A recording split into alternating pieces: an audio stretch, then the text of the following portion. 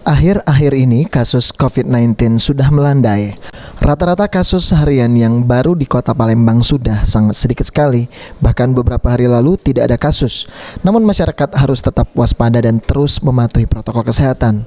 Pasalnya dari data update per 5 November 2021, Sumatera Selatan yang berada di posisi ke-15 nasional, kasus harian COVID-19 terdapat penambahan kasus sebanyak 98 kasus baru.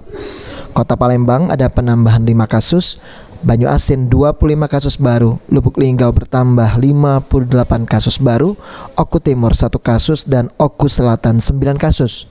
Angka kematian juga sangat rendah, dalam 3 hingga 4 hari kebelakang tidak ada yang meninggal dunia.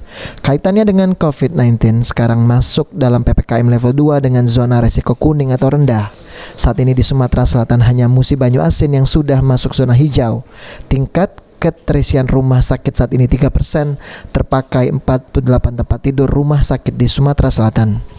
Untuk vaksinasi dosis pertama di Sumsel di angka 42,35% atau sebanyak 2.669.183 masyarakat Sumsel yang sudah divaksin.